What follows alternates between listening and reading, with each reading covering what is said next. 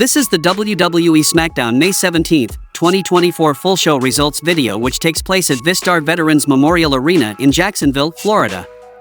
The show started with the Queen of the Ring quarterfinals match between Bianca Belair vs Tiffany Stratton, and the result of this match was Bianca Belair defeated Tiffany Stratton by pinfall with KOD. Post-match, Bianca is interviewed in the ring and she says her knee isn't 100%, but she doesn't make excuses, and next week, injury or not, nothing will stop her from becoming Queen of the Ring.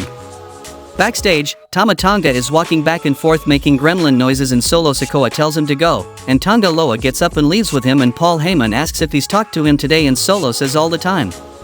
Then we saw a King of the Ring quarterfinals match between LA Knight vs Tama Tonga, and the result of this match was Tama Tonga defeated LA Knight by pinfall with the jumping reverse STO. In the ring, Cody Rhodes and Logan Paul are seated for their contract signing. Cody opens, asking Logan if he knows what happened here 32 years ago today, and of course, he doesn't, but 32 years ago to the day here was War Games 1992. Sting's squadron against the Dangerous Alliance is widely considered the best War Games match of all time, and the reason he knows this is just like the people in this crowd, he is a fan of professional wrestling, and Paul is not a fan. The only way Rhodes can describe him is as a tourist. He's passing through and making viral memories, and he thinks it's time to get off the train and drop that title and make Cody for the first time in his career a WWE Grand Slam champion.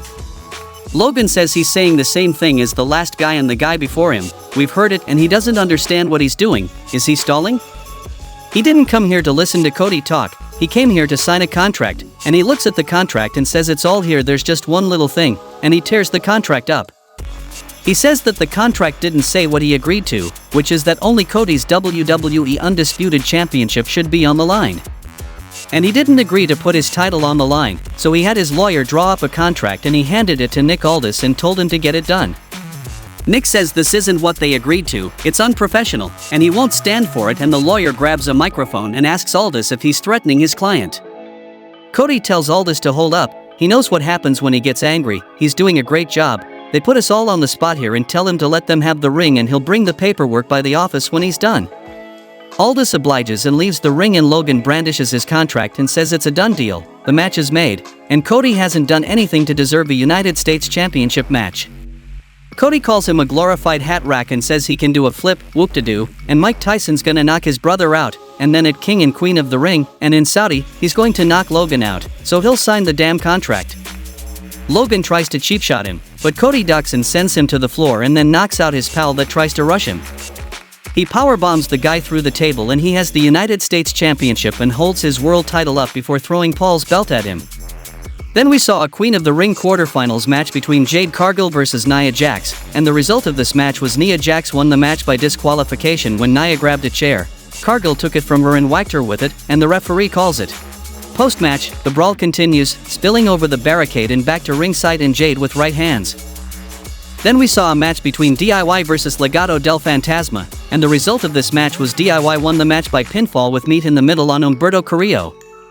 Back from the commercial, Byron Saxton interviews Bayley backstage and she talks about how Queen of the Ring is packed, and Piper Niven makes a show of falling asleep right next to her, and Chelsea Green gives her crap and Bayley challenges Piper to a match next week.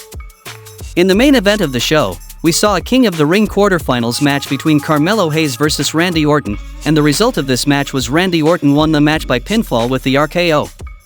Post-match, Randy Orton is interviewed in the ring, but before he gets to speak, and Bloodline comes, and Orton gets on the mic and scoffs about them trying to intimidate him, and the show goes off the air.